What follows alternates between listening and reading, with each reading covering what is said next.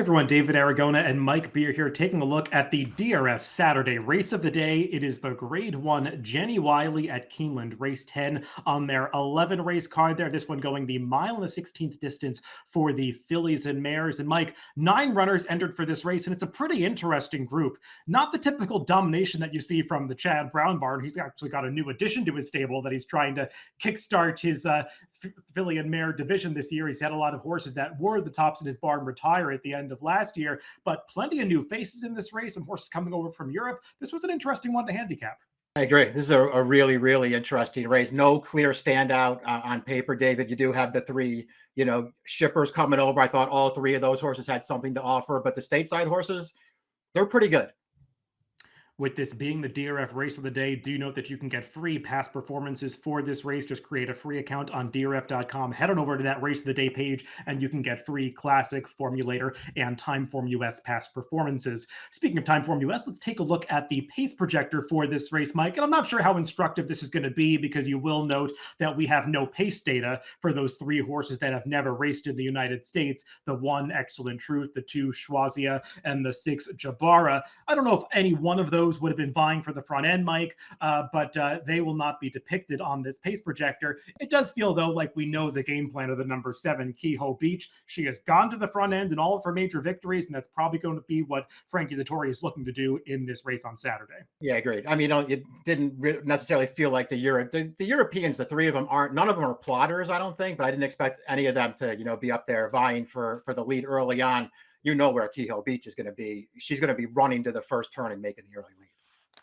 Let's go through this field from the rail out, beginning with the number 1, Excellent Truth. And she is one of those horses that is coming over from Europe, also coming off a pretty substantial layoff here, as she last raced in July of 2024. That was in the Group 1 Prix-Rothschild, and she ran pretty well behind a very nice horse, Marquis de Sevigny, a horse who had run, I think, won 5 Group 1 races, including a couple editions of that race where she beat Excellent Truth last time. And Mike, she got a pretty good trip in there, stalking the pace. She's a horse who seems fairly handy. She can be reserved towards the back of the pack. She can also race from a stalking position, so she's got that versatility. You will note she was purchased at auction for nearly $1.7 million, or the U.S. equivalent of that, by Resolute Racing, so making her first start for new connections, but we know Chad Brown has had success with these types. Yeah, exactly. I mean, that all this stuff's going to be built into the price. I guess she is 5-2 on the morning line, which, if I'm being honest, David, doesn't thrill me. I like her form from overseas just fine. She's obviously ran some nice races, dropping back to a mile last summer.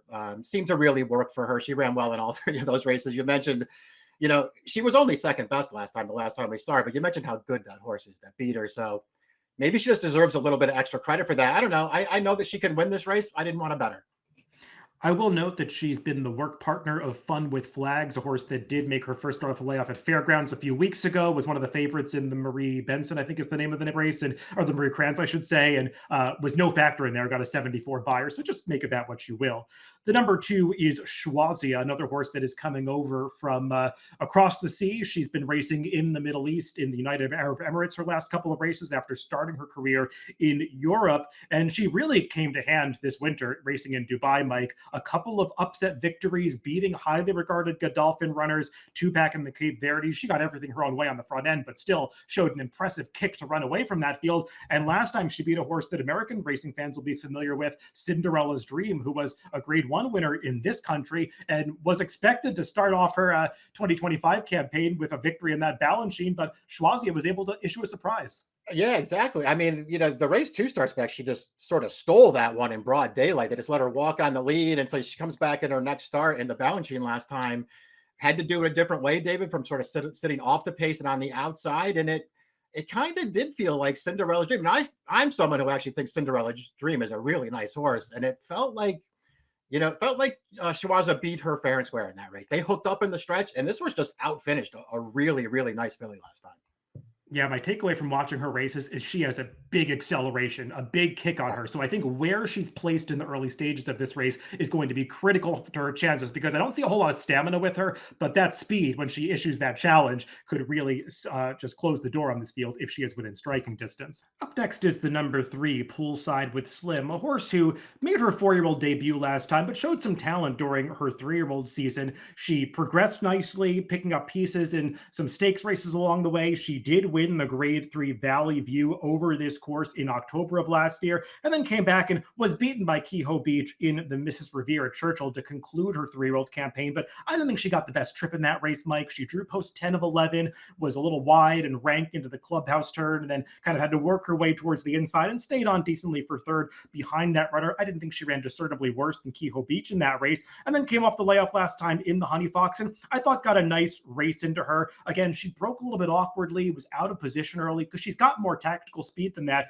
and I'm kind of intrigued by this jockey switch to Jose Ortiz, who should be able to save some ground on her depending on how much speed we see from those two imports to her inside, and I just feel like there's a really good trip coming for her in this race at a price. Yeah, I agree. I feel like there is a chance that she just gets a much better trip this time. If anything else, just closer to the pace, David, because you're right. The last two races just not off to the best starts in the world. Personally, in my opinion anyway, in both of the Miss Revere and the Honey Fox, after some slight early trouble, I just thought she got really good trips overall in those races and just kind of wasn't good enough. She has the win on this turf course 3 starts back, but just an absolutely perfect trip in that race. If I'm being honest, I'm not a big fan of hers, but I can see her falling right into a perfect spot early behind the speed. Number 4 is Vina Arana, a horse who we've only seen one time in this country, and that was all the way back in August of last year at Saratoga in a maiden special weight race. And she was running in a maiden race, even though she was Group 3 placed from Ireland earlier in her career, and that's why she got bet down to favoritism when she appeared up at the Spa. And that was a visually impressive performance, Mike. She got pace to close into, but she still launched a big wide run from the back of the pack to get up and win going away. It is kind of surprising to see her show up in this spot, though, off the layoff, especially given the fact that she's still eligible for a first level allowance. Yeah, exactly. I mean, I know that she can run. I was a little surprised to see her entered in this race, first start off the layoff and right off the maiden, which, don't make no mistake about it, she was impressive when she broke her maiden at Saratoga. It feels like a totally different world. I mean, I wouldn't say there's any killers in here, David. This is a good field. The number 5 is Be Your Best, a horse who has won 3 graded stakes in a row, and she has really turned her career around since the trainer switch to the Safi Joseph barn. She won her first race for this stable going 11 furlongs, but she has turned back in distance since then, and I don't think distance is any kind of key for her, Mike. She's very versatile. She's got a versatile running style as well, where she can be up on the front end, also stalk the pace, so those are all positive signs. I did think she got a very good trip and kind of got to the front in a race where there wasn't a whole lot of closing going from the back of the pack in the Pegasus World Cup filly and mare turf last time, and was still kind of life and death to hold off a late charge from Sacred Wish that day. We'll take a look at the replay of that race here. I respect the fact that she can make those trips for herself. I just feel like the waters are now getting deeper. Yeah, exactly. I mean, you're coming off of 3 consecutive. Look, she had perfect trips in all 3 of the wins for Safi Joseph.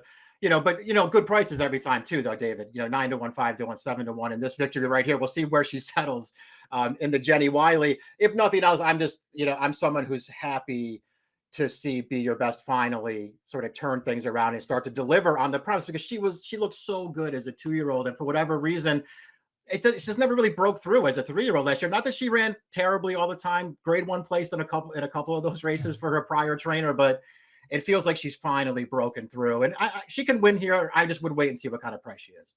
Yeah, I remember watching some of your videos with Dan from the past couple of years, and I know this is a horse that you've had an affinity for, so nice to see her finally reach her true potential. We'll see if she can earn a Grade 1 victory in this Jenny Wiley. The number 6 is Jabara, who is the last of that trio of horses that is shipping over to the U.S. for this race, and she's going out for a capable barn, that of Roger Varian, and a horse that was primarily concentrating on shorter races for most of her career in Europe. She did stretch out to the mile distance, though, in the Group 1 Falmouth last summer, and ran a good second to a very nice horse in Porta Fortuna, who we saw come to the Breeders' Cup Mile last year. And then after that, Mike got to the wire first in a Group 3 event at Goodwood, but was disqualified. She made a big sweeping move to the lead and then kind of came across the field and did cut off a horse, that actually being Rakia, another horse that we saw appear in the U.S. later in the season. She won a Grade 3 race out at Del Mar. So the quality is there. And when she made her seasonal debut last time, just a race where she never had a chance to run.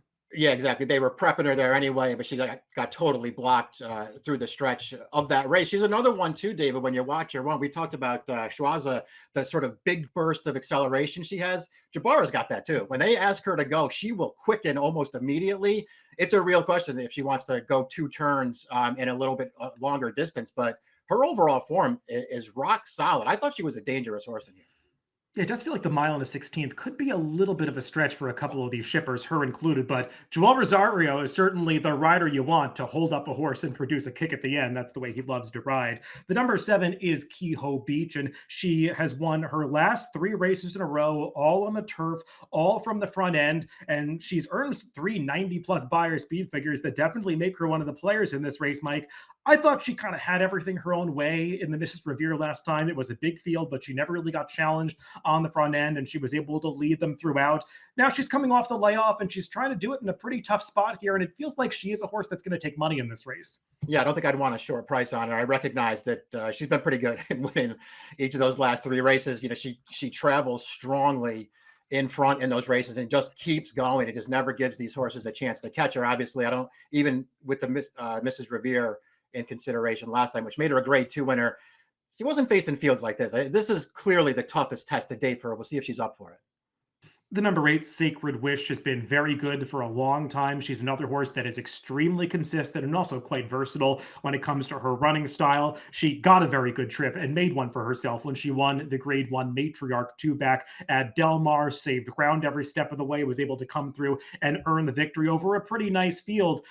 She challenged Be Your Best in the Pegasus World Cup filly and mare turf last time. We already took a look at that replay, and she was really lunging at that rival in the late stages, Mike, arguably not getting as ideal of a trip over that Gulfstream Park turf course, especially where it's not always that easy to close. And especially seemed like it wasn't so easy to close on that day in late January. So I respect what she's done. I feel like she's going to be somewhere in the mix at the end. We'll just see if she gets the right trip to be successful. Yeah, exactly. And it feels like she's handy enough to get any kind of trip you kind of want her to get. And so there's plenty to like about her, David. I've never been a huge fan of hers. I mean, I've seen her in so many races. I've bet so many. I don't think I've ever had any money on Sacred Wish, but she shows up and she runs every single time. And I really respect her in this race. She fits very well in this field.